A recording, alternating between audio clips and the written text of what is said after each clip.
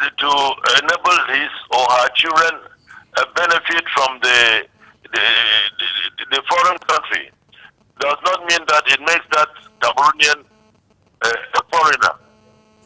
So I do not know why they accept some and they don't. Ongwelem came through the elections as with double nationality, but now they block others. Why do they have all these double standards in Cameroon? Okay, we got your point there, Mr. Chairman. Let's go international and talk Burundi. What's the SDF position in that which concerns the unrest in Burundi? Well, we condemn the idea that the president of Burundi does not want the African forces to come in to help in his country. When he starts blocking and we know what took place in the area, we want to believe that he has a huge agenda to sort of slaughter his people again. I think if you have nothing to hide, you can open your doors for people to come in and see what you are doing. Yeah.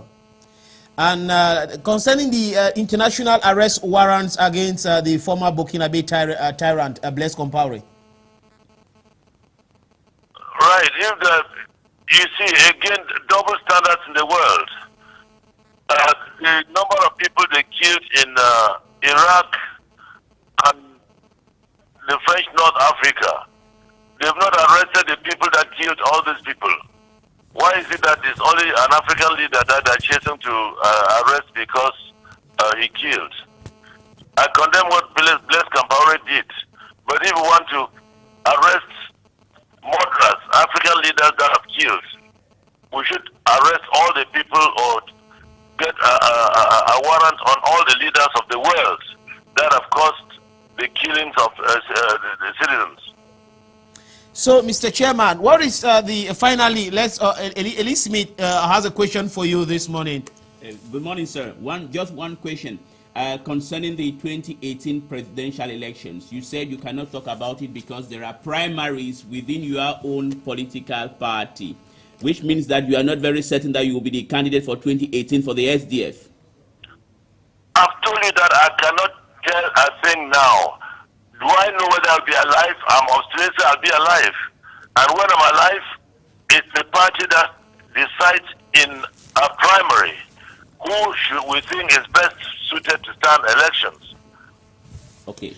Thank you, sir. Okay, finally, Mr. Chairman, what is your message to the SDF militants and Cameroonians in that which concerns this end of year 2015? Well, it's to wish them God's richest blessings, good luck, and prosperity in the new year. Good health, and all that we need from God. And when I talk of God, I encourage people to back up prayers with action, because sitting down and praying to God to help you without you also making efforts doesn't mean a thing. Are you going to be addressing yourself to the militants, or how is it going to look like this 31st? Pardon? Are you going to be addressing yourself to the militants? Of course, we'll come up with a new message. Okay. Thank you so very much, Mr. Chairman, for being available on this program, Abela, on Canal de English. Well, God bless you. I appreciate your efforts to get me involved and to talk to the people. Thank you again. Bye-bye. Yeah. Okay, that was the chairman of the Social Democratic Front, who promised talking to us today and did respect this promise. So we said it yesterday, is one of the most open politicians in Cameroon. You just call him now and then he's quick to action. Eli. Yes, which is a very good thing. It means that he's really a social democrat who is close to the people. And then he has spoken of his mind. What I was very much interested is at knowing what is going to happen in 2018. Yeah. And he said we cannot predict something right now. I think he's an astute politician. Yeah, because he said once said that there might be a potential unrest in the country come 2018 if Mr. Biya has to declare that he's going to be a candidate again. But now exactly. And then there's another twist or another lining on his speech, which is very important, and which shows how astute he is. He's saying that even if he were not alive, he is not certain to be the flag bearer of the SDF. In other words, in my interpretation, it means that the Social Democratic Party is a democratic party in itself. There is a kind of internal democracy within the party. And also, which is something good, because had it been he had already declared that I will be the candidate, it would simply mean that within the party, he is the natural candidate. When he says there are chances of others, which means that there's going to be a primary within the SDF for a possible flag bearer. If he wins, he's going to be the flag bearer. If he doesn't win, another person will be the flag bearer. And calling on the international community to arrest guys like Sarkozy and the rest. He didn't pronounce names. When you listen to him, he's talking about double standards. That you came, you killed in Iraq and Libya, and then you go hitch-free, scotch-free. And then other leaders, he's not supporting the killing. They say, if you're arresting this other one, then arrest that other one too. He is not supporting the killing, which means that he is also along the line with most Africans, because most Africans have been complaining that the ICC seems to has a fixation on Africans more than others. But I beg to differ with him. If they are doing that on African countries, it's simply because we don't have an independent judiciary. If we did have in our individual countries an independent judiciary, and international our justice is not just. It's not just. For example, in the case of Burkina Faso, look, it took almost 30 years, 27 years for justice to be done, for people to know who killed Thomas Sankara. It took all those years. Everybody knew under the carpet that Blaise Compaoré is like a, how can I call it, an arsonist, and at the same time a firefighter. So he is responsible for all the instability throughout West Africa. Where he's also right is that Blaise Compaoré could not have acted without the support of others. That is where I think they should, if you want to prosecute somebody, Blaise Compaoré should not be the whipping boy. They have to open up to see who caused the civil war in Ivory Coast, in Sierra Leone, in Liberia. So I think so. Now, one thing that everybody should be arrested is a good thing, but I think it's just wishful thinking. Okay, Leslie. Yes. This is not the first time you're talking to the chairman of the Social Democratic Front. Yes. After the interview, your opinion? Well, like Eli said, and like you said too, that the chairman of the Social Democratic Front Party is somebody who is very open to the press, and is somebody who is very, very friendly. I've been able to talk to him several times, and the last time I spoke to him at his residence, he said he is getting tired of this struggle because Cameroonians are not willing to join him in the fight against the malpractices in the country. So he was calling upon the youths in the country to rally behind him, to take the initiative and move ahead and start things before he comes. He's an old man, and he believes that the youths are going to take from him, and why not complete the struggle that he started. Yeah, it was quite interesting when he said that, that we should not just stay and pray. Yes. We should pray, but action. Action, yes. I would just add one thing. I think what he said is extraordinary, because the Cameroonians are the only people I've seen. Cameroonians, the youth in particular, should borrow a lift from what took place in Burkina Faso. Let me just come. Do we have that image of that young guy and the mother, Donald? You see, it might be that is the Cameroonian youth of 2035. Yes, is it ready? The image of the lady. See this image. Good. Now, that's a child. That's a child. And see the action of the mother. Good. Oh, surely a youth. Oh yes, the mother. Yeah, I will not say it properly. The mother. Good. Now because I have some sort of visual. Yeah. Okay, the mother is giving him drink. Beer. Good. Yes. And I think the problem. Oh, you are wonderful, Cletus, because the fact that you brought this image is something which is deplorable. It shows how Cameroonian are, especially Cameroonian youth. Most of them they want to drink, wine and dine. Look, they have this one. There's one very dangerous. I have nothing with that guy. There are two gentlemen hitting the hit parade this time around. Malox and Franco. Honestly speaking, I have nothing personal against them, but I feel very bad whenever I listen to Franco's music, whenever I listen to Malox, because these are two wayward individuals who are trying to derail Cameroonians. He's saying that good, and he is trying to say that you can do whatever thing you wish to do. Nobody can tell you, and nobody can give you a kind of even our parliament came in to say stop the ban against this song. Sure. Meaning total derail. Total derailment, and which shows that the country is really dangerous. When you have a youthful population that is indulged into immorality, senseless immorality, their own idea is to show and tell. It shows that the country has no future, and that's the reason why I think John Fru Ndi is correct. We should not only keep praying to God. Yes. We should be for action. We should have this spirit of sacrifice. We should, because yesterday I was at STV, one journalist, I forgot her name, said, well, you know, we cannot talk about Burkina Faso because there was a revolution, the people died. And I told her that, good, you are trying to scare people. Is that scaremongering? You want to go to heaven, but you don't want to die. Yeah. I think you want to have a good salary, but you don't want to work. You don't want to work. It's not possible. So Fru Ndi is right. The youth of Cameroon needs to rise up, have this spirit of sacrifice, should be patriotic, should be ready to fight against injustice. What the hell of this country is where when there is no water in your house, when the utility company cuts water, you don't complain. When there's not power supply, you don't complain. You work and you are not paid, you don't complain. You say c'est comme ça. On va prier Dieu. No, you're afraid to be labeled a rebel. A rebel. Okay. Tomorrow we're going to be analyzing the speech of the President of the Republic. Yes, yeah, definitely. Yeah.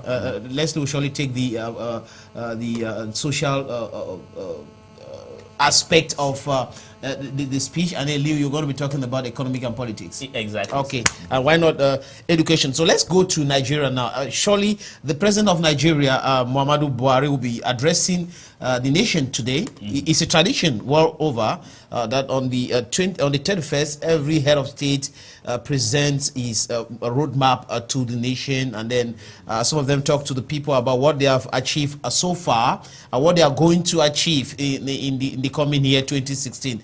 Okay, for the case of Cameroon, the president of the Republic, Paul Biya, is going to be addressing the nation at 8 p.m. today. Nigeria, Boko Haram again and again. Yes. Why Muhammadu Buhari? Why do you think he wants to negotiate with Boko Haram? He wants to negotiate with Boko Haram if and only if there is a representative of Boko Haram, and also because he thinks that by going into direct negotiations with Boko Haram, he can succeed in freeing the 200 girls that went missing in April 2014. The Chibok. The Chibok girls. Yeah. Yes. Okay, that's the reason. So let's talk about the girls. Yeah, the girls they were attending a school in Chibok, and they left. That has been they were kidnapped. They were kidnapped in a very strange manner, because you cannot take away more than 200 girls, and they have disappeared like that.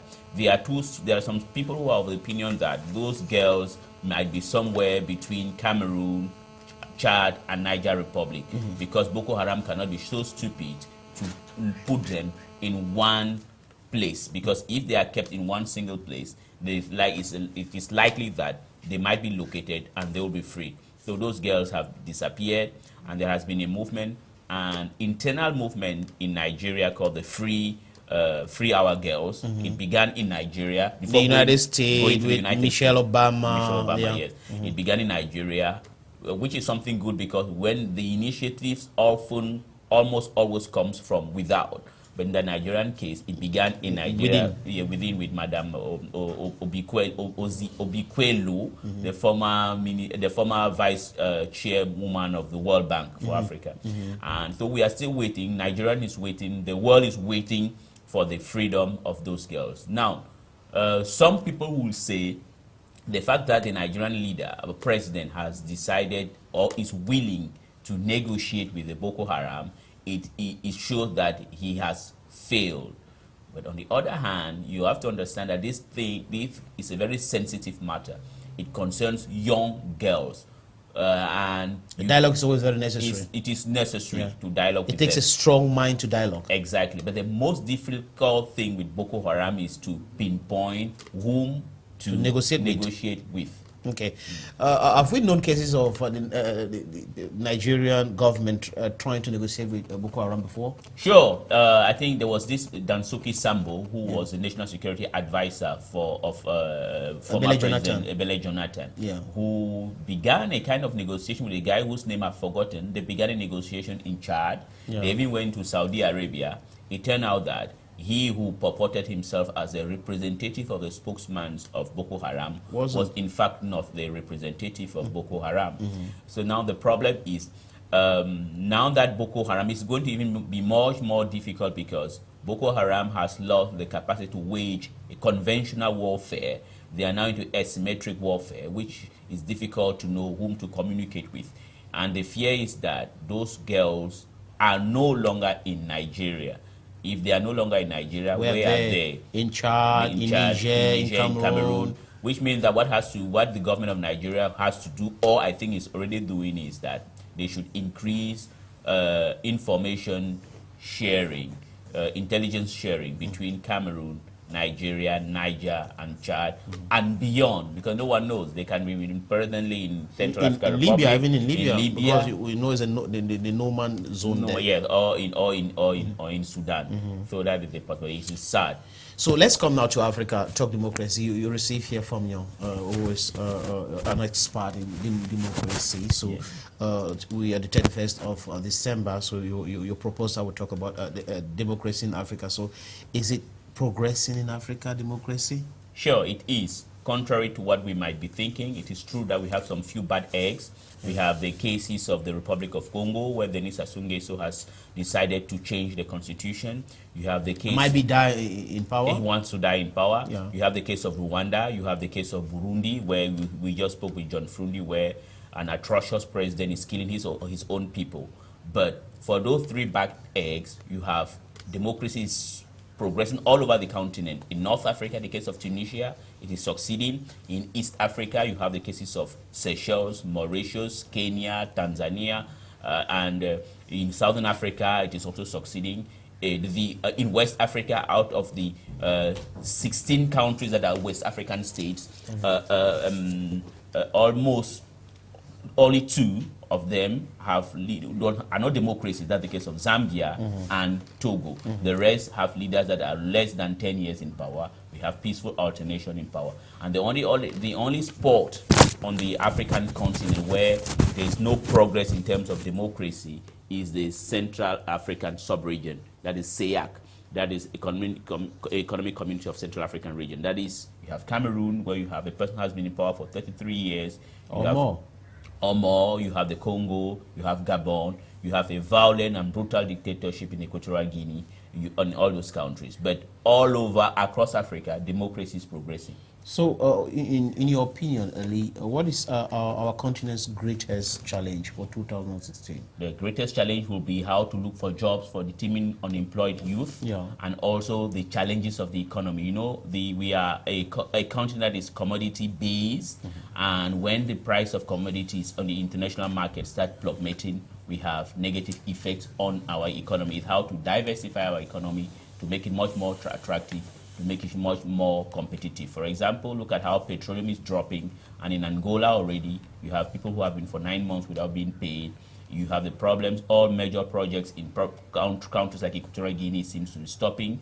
In Congo, Brazzaville, you have the people who are in retirement who have not been paid for 2 months, which means that very soon the civil service might not be paid. So our greatest challenge is to look for jobs for the youths. Exactly. Okay, thank you so very much, Eli. You're welcome. Tomorrow, this same time, we are going to be analyzing the speech of the President of the Republic, Mr. Paul Biya. Thank you. Okay. Before going to Michael, going to talk with Michael on his slot, Pigeon News on this program, let me carry you guys to Cote d'Ivoire to meet this Bellissima. She is beautiful. She has the bomb. She's very